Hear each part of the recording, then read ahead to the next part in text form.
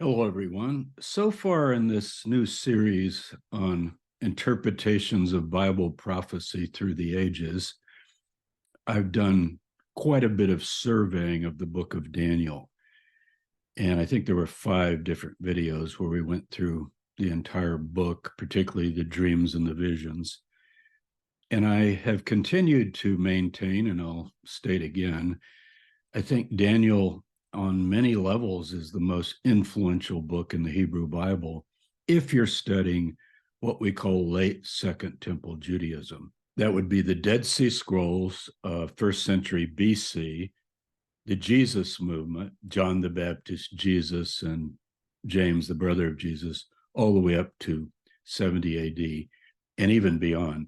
Daniel rules because there's this massive prophetic expectation and interpretation by many, many Jewish figures and Jewish groups of this period because they're so convinced that they're living in what was called in the book of Daniel several times the appointed time of the end.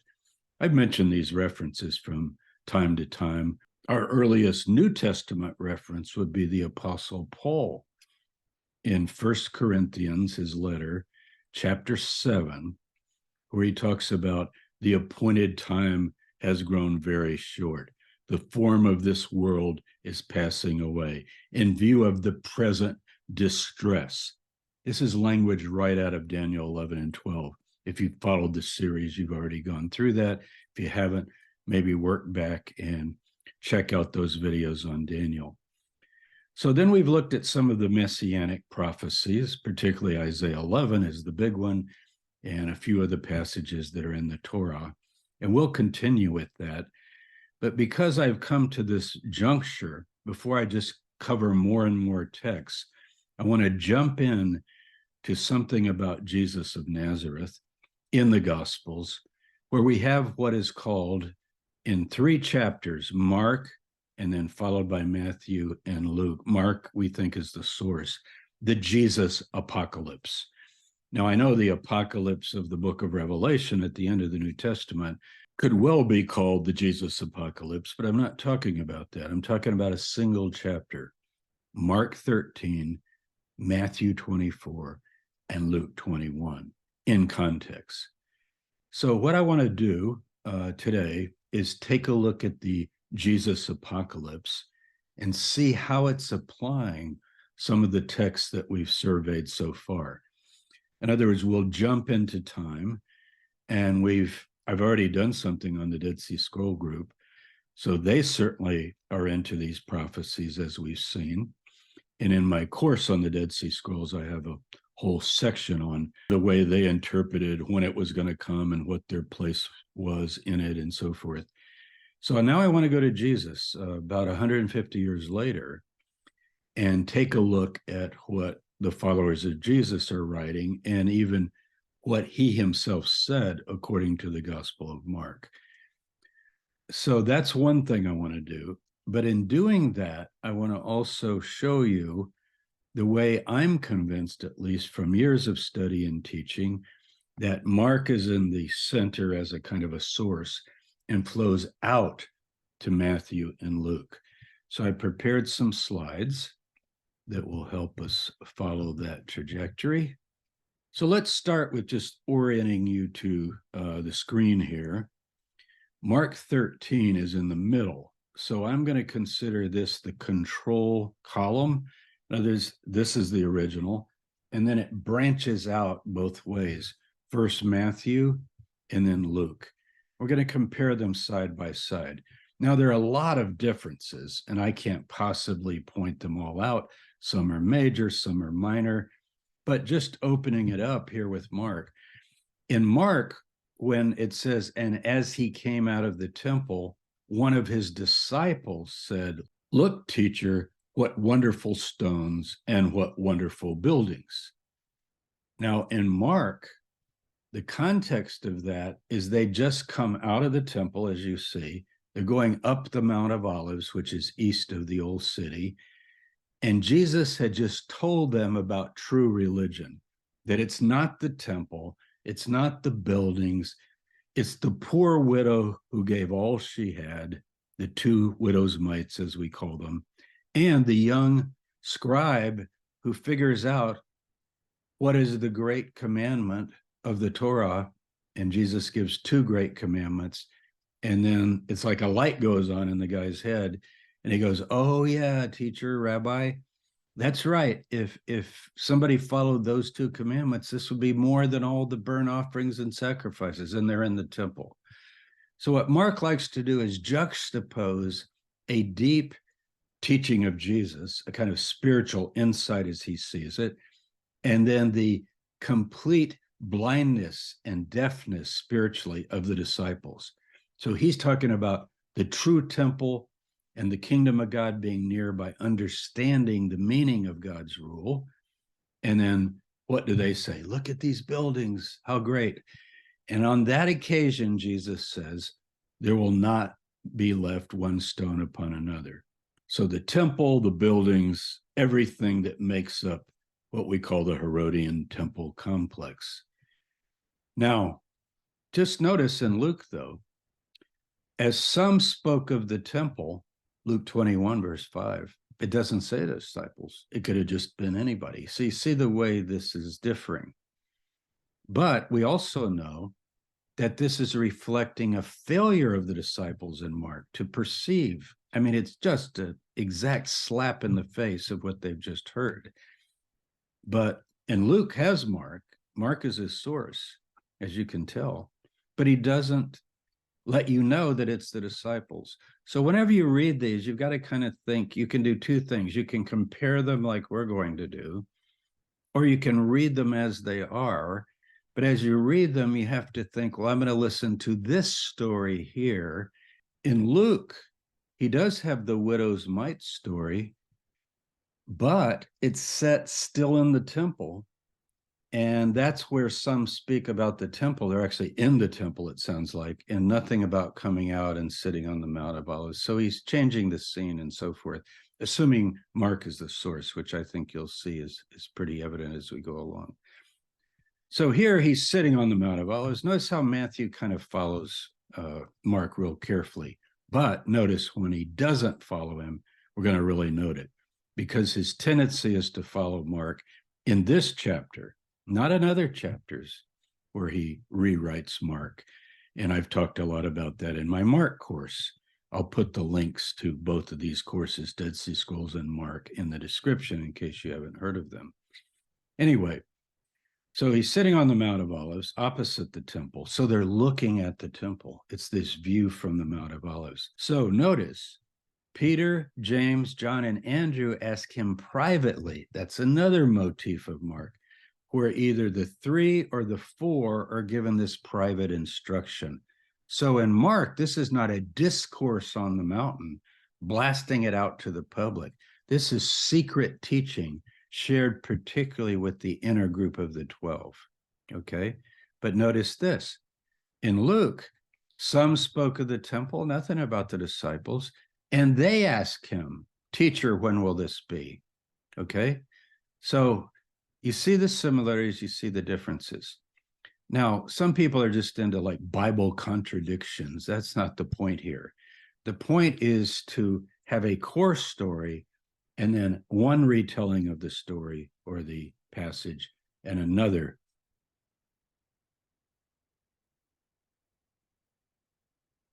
The point is we have a core narrative here, a discourse of Jesus, and then one retelling and another retelling, and to let each retelling be what it is. In other words, this becomes a different thing as Luke retells it. To really get this, you almost have to just read Luke 21 and imagine that's all you know. Now, if you know Mark really well, that's hard. But if you haven't studied the Bible a lot, you're kind of at an advantage. I tell my students this all the time, because you can read these texts in a fresh way and not assume when you're reading Luke, oh, well, Mark says this, because you wouldn't know or you wouldn't remember. So let's go ahead. And Jesus began to say to them, take heed that no one leads you astray.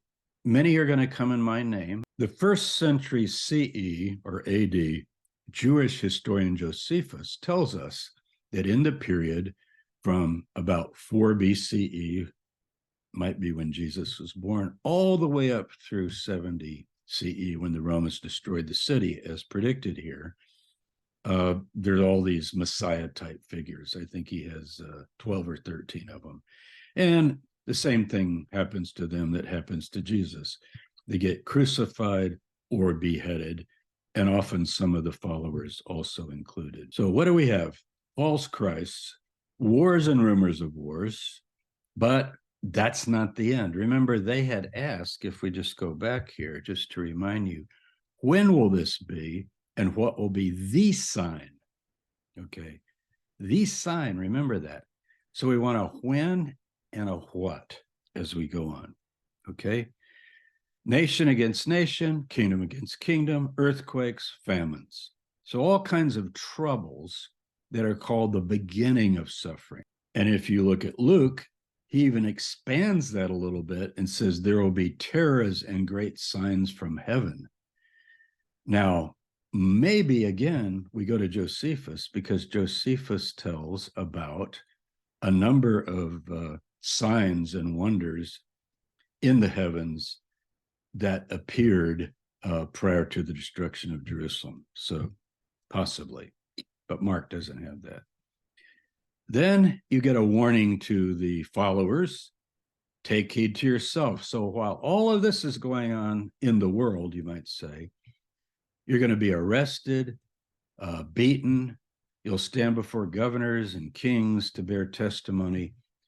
And the gospel must first be preached to all nations. Luke doesn't explicitly say that. He just says it's a time for you to bear testimony. But Matthew later down in this particular arrangement that I pasted these in from, you have to go to the next page to get Matthew. And this gospel of the kingdom will be preached throughout the whole world as a testimony to all nations, and then the end will come.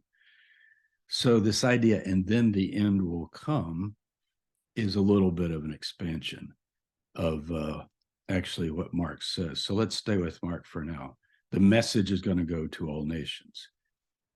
And then when you are arrested, you shouldn't worry, because God will give you the words to say and so forth. Okay. Brother will deliver up brother, fathers against children, children against parents, and so forth, and you will be hated by all for my name's sake. So Mark is predicting that the followers before this time will be arrested and even killed. But if you endure to the end, you'll be saved. So you got to stay firm. Okay, let's go on. Now notice capitals, T, H, E, the sign of the end. Remember, Mark had said in the opening, as we saw, that the disciples asked Jesus, when will this be, all these things, and what will be the sign? So this is the sign. When you see the desolating sacrilege set up where it ought not to be, and then Mark does something very unusual, the writer, let the reader understand. He actually addresses you, the reader, and whoever was reading it when it was written, I think in the 1st century. So you need to understand why, because you need to do something. You need to leave the territory of Judea, which is this Roman province centered on Jerusalem. And you need to go to the mountains.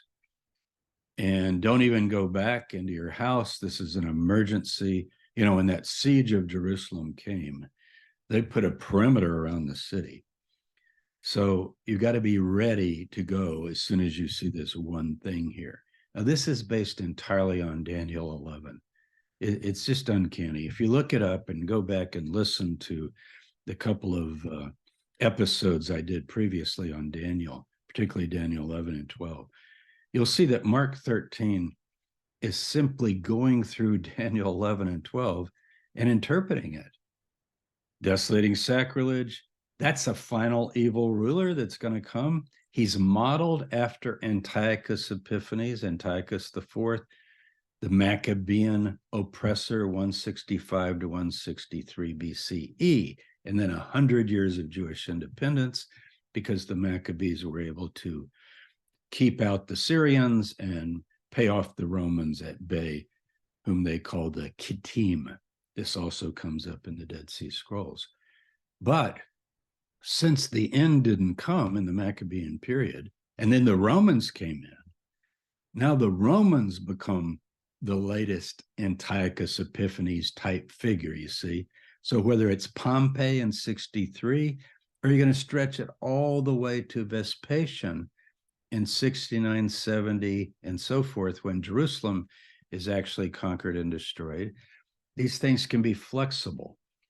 But whenever you see it, if it's the last time this has happened, because Jerusalem has been attacked and conquered various times during this period, not brought to the ground like it was in 70, but foreign rulers coming in, starting with Alexander the Great, according to some of the accounts, and then Antiochus Epiphanes, and then Pompey, and then the Egyptians, the Ptolemies, and the Seleucids are going back and forth over a 200-year period after Alexander the Great. So, but this is a specific thing that's in the text. Now, I love this.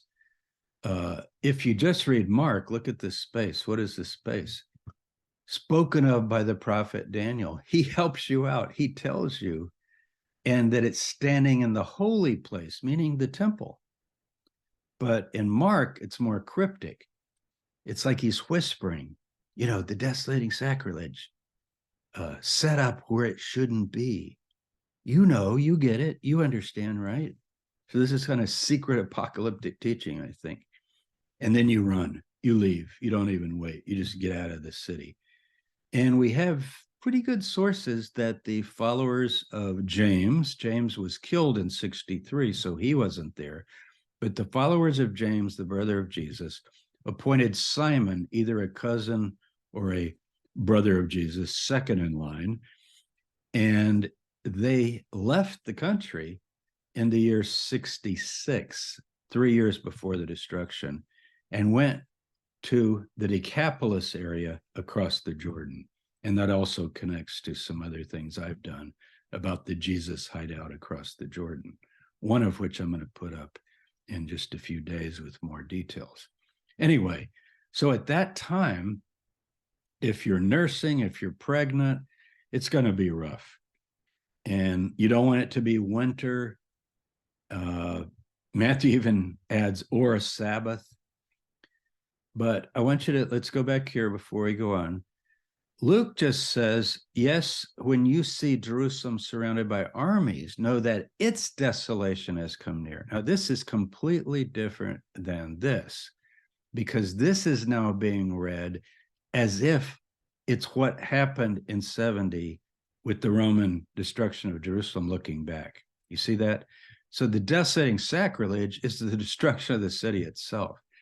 But originally in Daniel, it's an evil ruler coming in and setting up a statue of himself and claiming to be God. At least that's how it's understood by Paul, or at least the Pauline school in 2 Thessalonians chapter 2.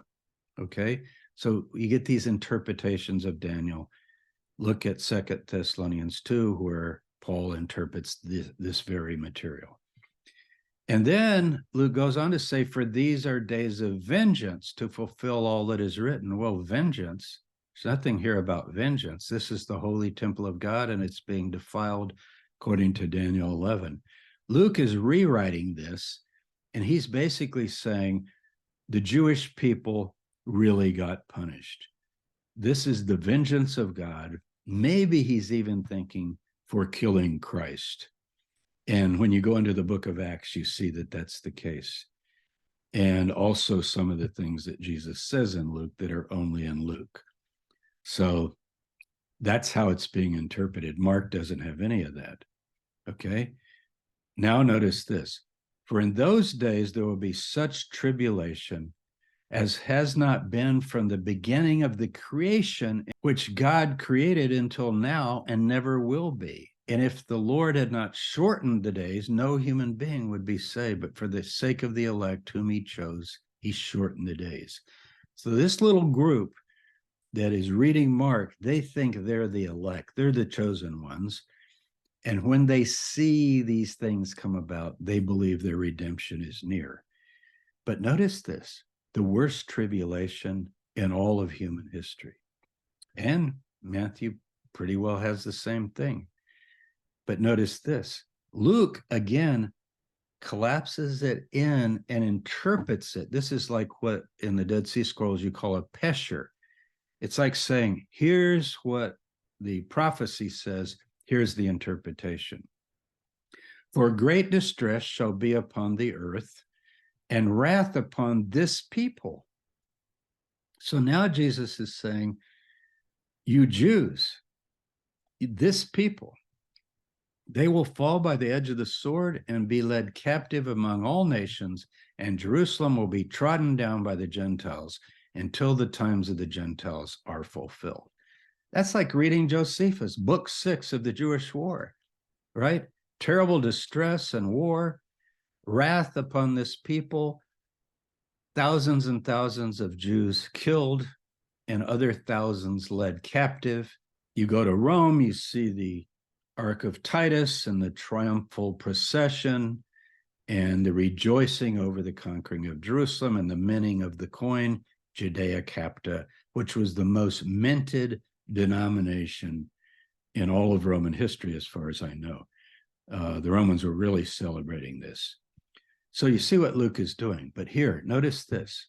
Look at what the next transition is from shortening the days. So you're right up to the end. When the tribulation is over, what's next? And Luke, who puts an until, see that word until? That's like a rubber band. Until, you can keep stretching it. You thought it was here, but maybe it's here, maybe it's here. We're going to see that constantly in this series. We've already seen it in quite a few places as we've surveyed the first 10 episodes. Now, remember this right here, until the times, because when we get to it, we want to see what the next verse is in Luke and what the next verses are in Mark, okay? Sounds kind of like the Romans are going to take Jerusalem and destroy it. And there's going to be vengeance and distress and captivity and death.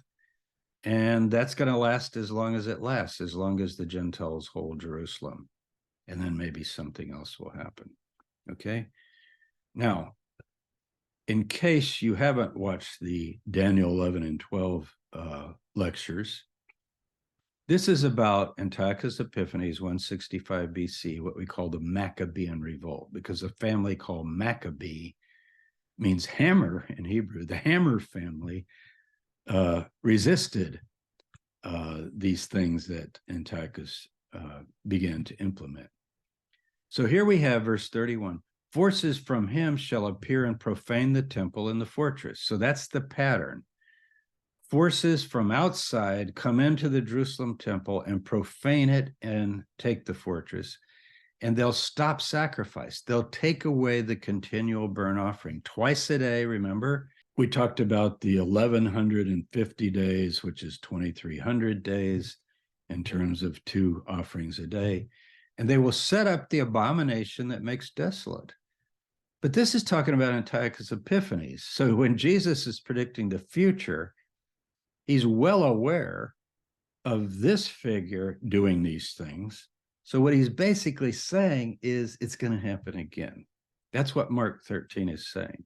Now, why would they say it's going to happen again? Because you can't call the persecution of Antiochus Epiphanes in 165 BC the end, because you get God's people standing firm, taking action. Some do follow the Greek demands of this king. But basically it ends with until the time of the end, for it is yet for the time appointed. So that opens the door for another similar kind of event. And that's what begins to happen. It happens in the Dead Sea Scrolls. It happens in the Jesus followers. Josephus says that also happened right before 70 AD. He talks about what most inspired the Jewish revolt was an oracle written in the book of Daniel. He doesn't say Daniel, but it's really clear. And he's referring to Daniel 9 and Daniel 11 and Daniel 12, that about this time, an anointed prince would show up. The gap here, the potential gap, has to lead finally to Daniel 12. There's more verses after this that Antiochus apparently did not fulfill. And some think Pompey fulfilled them, and some think you can stretch it all the way into the future. People think that today. They're still waiting for this to happen again and again and again and again. But once the temple's destroyed, it can't happen really until there's another temple. And that drives a lot of the modern prophecy belief of evangelical Christians who follow dispensationalism or John Darby's interpretations of Daniel and some of his visions. Why? Because at that time, Michael arises, the great prince. This is this angelic archangel, as we call him. And there will be a time of trouble such as never has been since there was a nation until that time. But at that time, your people will be delivered, everyone whose name is found written in the book. And then those who sleep in the dust will awake, everlasting life, everlasting contempt. And the wise shine like the brightness of the firmament. This is exactly what Mark 13 says. But when Jesus gives it in Mark 13, the generation reading it, Mark's generation, probably just after 70, I would argue, they've seen all of this happen, and they're waiting now for the end of the age and the resurrection of the dead. So there's this indeterminable gap here. This is Antiochus, but is there going to be another one come? You do get the description of another figure. And in many ways, he doesn't sound like Antiochus. He sounds like he might be a successor or some subsequent ruler, an Antiochus-like figure. And of course, that makes it all the stronger to keep postponing and moving it down. Okay, then Mark says, if anyone says at that point, Christ is here, don't listen. And again, Josephus has all these accounts of would-be Christ claiming to be Christ, and they're all beheaded or crucified. But notice this. If you go back here, let me go back again, and you look right here, until the times of the Gentiles are fulfilled. And here, God has shortened the days of that great tribulation. See, Luke is not talking about the worst tribulation in all history. He's looking back on 70, right? This is talking about the worst tribulation in all of human history and will never be again. So you can see that it's used for what's called the end of the age. And that's also how Matthew reads it, because he says, when the disciples ask the question, what will be the sign of your coming, the parousia, and the end of the age? Very, very clearly written after the time, because your coming hasn't even left yet in Matthew 24. Okay, so notice, Mark, but in those days after that tribulation, wow, you couldn't make it any clearer. In Matthew, immediately after the tribulation of those days, you get the heavenly signs. Okay, now, Mark loves immediately, and Matthew uses it here when Mark doesn't. Maybe he's picked up the habit from him. But what does Luke do? Remember, until the times of the Gentiles are fulfilled, 70 AD. And then you go to the very next verse in Luke. And there will be signs in the sun, moon, and stars, and upon the earth distress of nations and perplexity at the roaring of the sea and waves and men feigning about what's coming onto the world. So you see how he's separated the dissolution of the cosmos and the final end of the age from 70. Well, why would he do that? Because it's become pretty clear that this is not going to happen immediately. Now, you can take it allegorically. The book of Acts does in Acts chapter 2.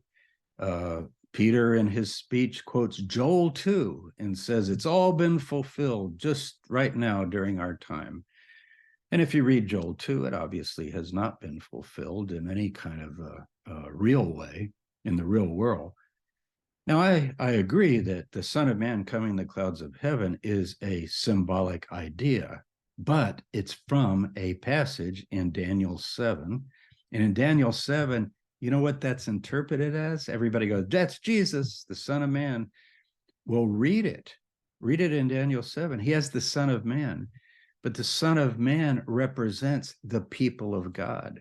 So in the Gospel of Mark, I point this out constantly in my course. Everything that Jesus says about himself, he also says to disciples, like, I'm going to go to the cross. And if you would follow me, you're going to go to the cross, right?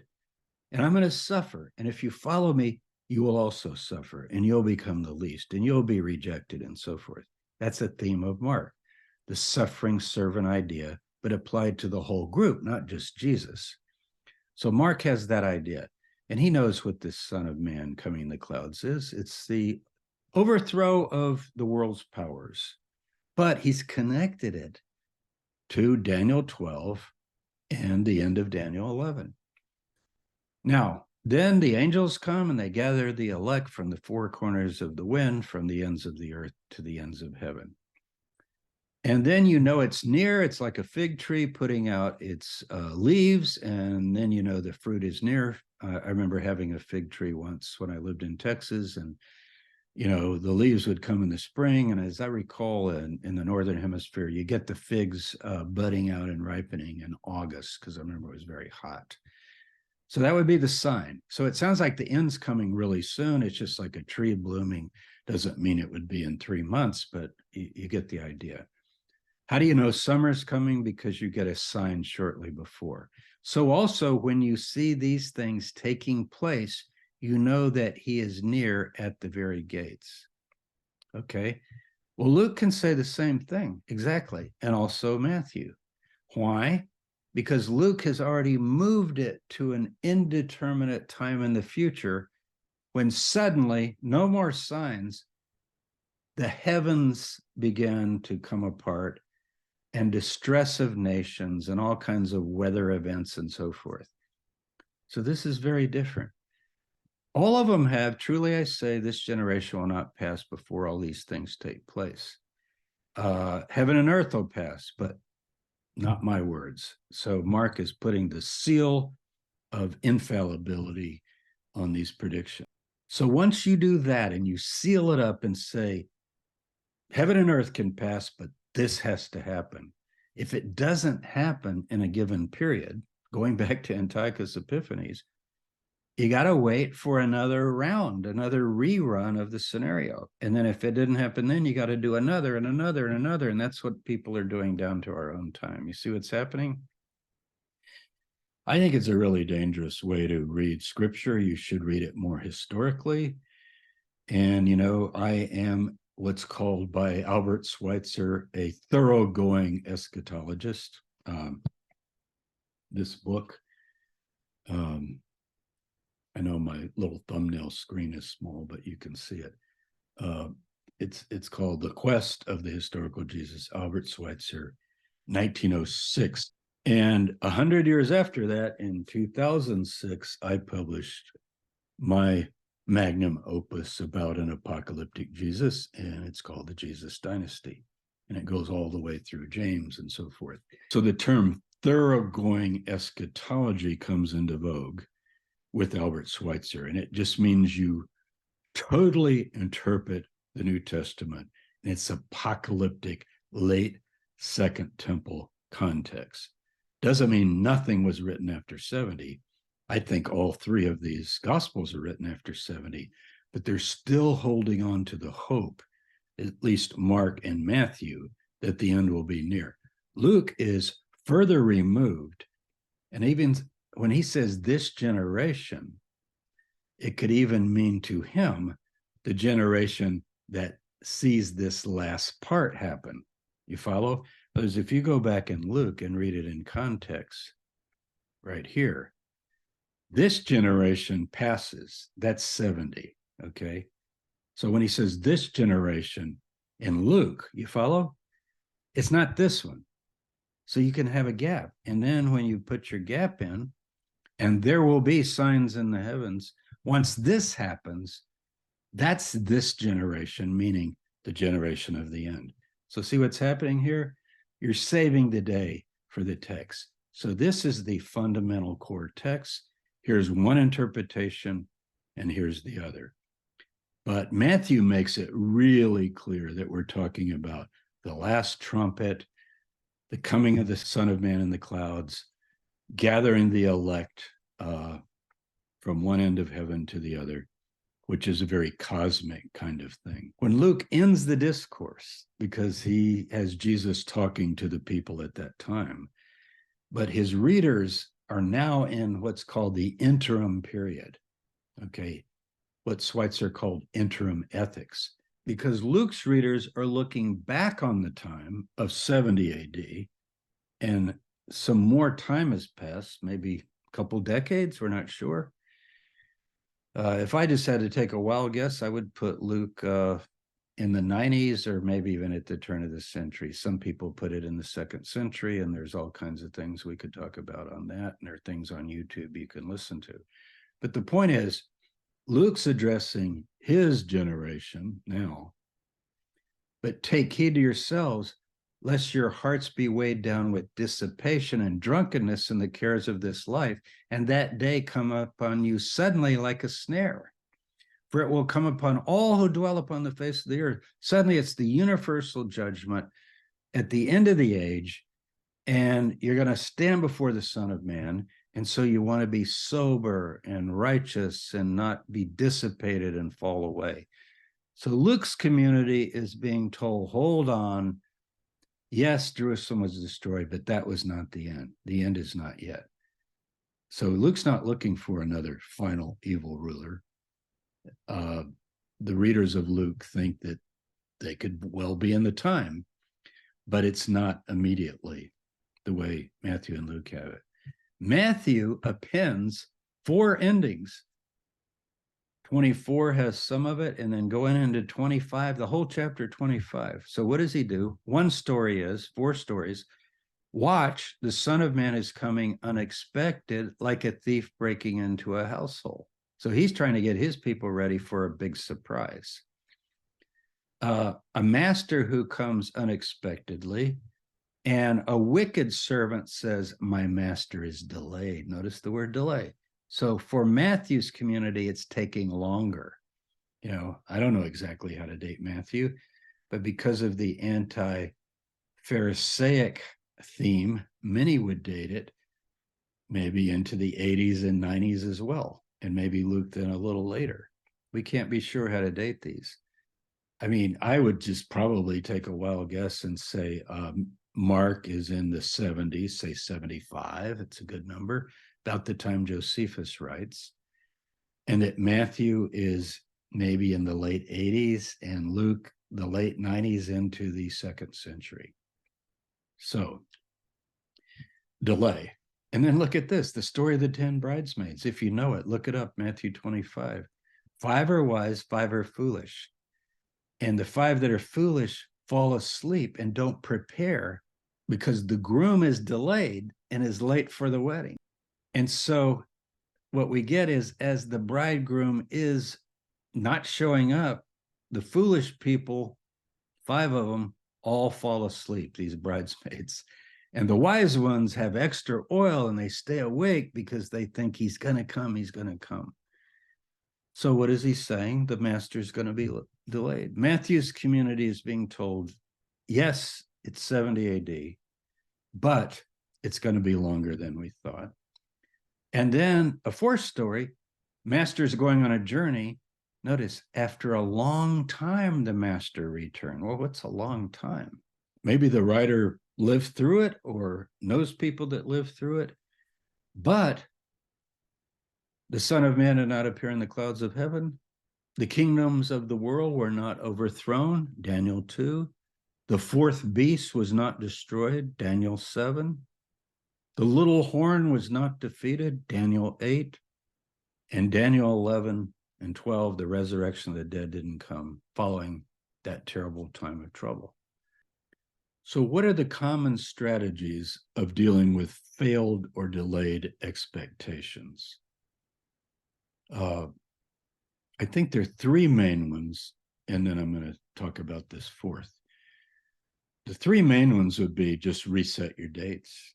You know, if you had a date or a period, you're playing around with the numbers of Daniel or the book of Revelation, 1260, 1290, 1335, 2300 days, and people have come up with all these schemes. Isaac Newton was interested in it, and people all down through history have been interested even into our own time. Seventh-day Adventists began with William Miller calculating the dates, 1843 and then 1844. I've covered some of that before. So you just move the goalposts. You stretch the rubber band a little bit, and it's still coming, but not as soon as we thought. So that's almost what Matthew does, although he doesn't set a date. Secondly, you create a dual or second fulfillment, like a final fulfillment. That's what Daniel is basically doing. You say, well, yeah, Antiochus Epiphanes, he was horrible. He was a little horn. He persecuted the saints, but it's going to happen again. So you're going to replay the scenario. So people today read Mark 13, who are very conservative and they want it to be right. And they say, well, this generation means the final generation. They kind of take the strategy of Luke. But he's talking about the destruction of the temple in his own day. So why didn't it happen that Jesus appears in the heavens and the elect are gathered, and Paul talks about the dead in Christ being raised to meet the Lord in the air, 1 Thessalonians 4. Why didn't what do you do about all that? Well, you say there'll be another rerun. Jerusalem will be rebuilt. And people today say, look, Jerusalem is there again. The Jews have control of Jerusalem and the Temple Mount militarily and politically since 1967. And so you can replay these scenarios. I've covered some of that in previous lectures. Another strategy that's very appealing is just say no more dates. Quit setting dates. They've all been wrong, and we don't need them anymore. Qumran, that's the Dead Sea Scroll community. Again, in my course, I cover this in a whole lecture. They think they're in the time of the end. How do they adjust? And one of the amazing ways that they adjust is they say no more calculations. And they make this amazing move in which they simply say, God has prolonged the time. Like the prophecy wasn't wrong, but God has decided to add some time. And Second Peter does that. There are passages in the Talmud that do that. In the tractate Sanhedrin, I think it's 97, 98, right in there. The rabbis are talking about the end and when the Messiah is going to come. And finally, it's more or less determined because of all the disappointed hopes and failed prophecies that it could come anytime. No more dates. We don't know when it's coming. And the fourth here, which I don't see as one of the ancient ones, is you begin to say, it was all fulfilled. Every word of Mark 13 happened, even gathering the elect and the Son of Man coming in the clouds of heaven. But it happened spiritually through the church. And the church is the kingdom and so forth. Now, Augustine comes close to this. Today, you have many people, interpreters that call themselves full preterists. It's very common on YouTube. Not going to name names, but they're out there. So I'm a thoroughgoing eschatology guy. I'm with Schweitzer. And this realized eschatology view would be far removed from me as you could get, or any historian that takes my approach, by saying, well, it did all happen. Nothing failed. Now, that strategy has been picked up along the way, but not for Mark 13, by people like Ellen G. White, the founder of the Seventh-day Adventists. She said Miller failed, but his date was right. How? It happened spiritually in heaven. Christ did come in heaven. You get that kind of thing. And Russell, Russell that started the Bible student movement in the 19th century. It later developed into the Jehovah's Witnesses, but he didn't start the Jehovah's Witnesses. And I think Rutherford is one of his followers did that. But what did Russell say? Because he'd set several dates for the coming of Jesus back. Russell even introduced this silent film that was made during his day. And I remember it's shown in Chicago, and you can get it online and watch it. talking about the history of the world. And of course, it all ends with the coming of Christ. So what does he say? One of the dates he set, the most well-known, is 1914.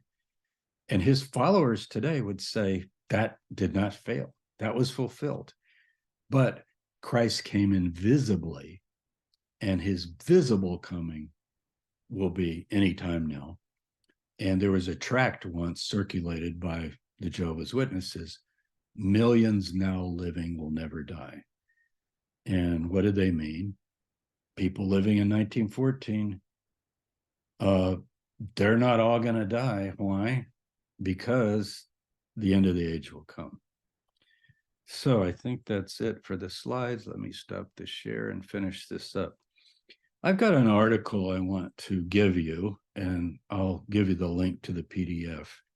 It's a pretty short article where I stand with Albert Schweitzer and I tell you why I think that Mark 13 and all of these expectations of the end that you find in the New Testament period, particularly, that all of that failed. It didn't happen. And I don't think historians are going to do well to take any of these strategies of delay or reinterpretation or moving the goalposts or resetting the dates. Just doesn't make sense. I have another book here, and this book is about setting Paul back in his apocalyptic but Jewish Hellenistic world and interpreting his message, not in a theological way, not following Luther or Calvin or any of the great theologians, Karl Barth, but putting Paul back in his time. And here's the final paragraph. I hope you don't mind me reading to you. For Paul, the appointed time of the end had drawn very near. How near, it is difficult to say, but he wrote that in the early 50s CE. If he, like others in the movement before 70 CE, expecting the fulfillment of Daniel 11 and 12 with the desolating sacrilege set up in the temple at Jerusalem, then events such as Gaius's attempt, that was Caligula, to have his statue placed there, that was in 41, would have fueled his apocalyptic expectations. Can you imagine how people felt when the emperor ordered his own statue to be set up in the temple of Jerusalem? I mean, it's almost unbelievable, but it's Caligula. And then I go on. Apparently his plans to go to Spain never worked out due to his arrest under Nero. So his grand hope of bringing the bulk of Israel to accept Jesus as Messiah through his Gentile mission became more and more hopeless. By 70 CE, it was becoming increasingly difficult to maintain any immediate hope for, quote, the redemption of Israel. This is gathering the lost tribes, fulfilling Isaiah 11, basically. Others could pick up the pieces in various ways, as Jacob Neusner and his students have demonstrated so clearly. Jacob Neusner, now passed away, was one of the great scholars of ancient Judaism of the period. And he deals particularly with how rabbinic Judaism arose after 70 and the destruction of Jerusalem. So others could pick up the pieces, like the rabbis.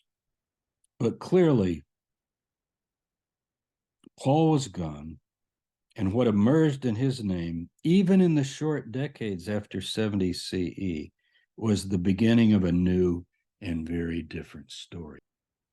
So I'm well aware that I have referred to Paul as sort of the founder of Christianity and that sort of thing, but I can also put him in the pre-70 period, and he's very much following his apocalyptic Judaism. He has his own views of Jesus and of redemption and salvation and what he expects to happen.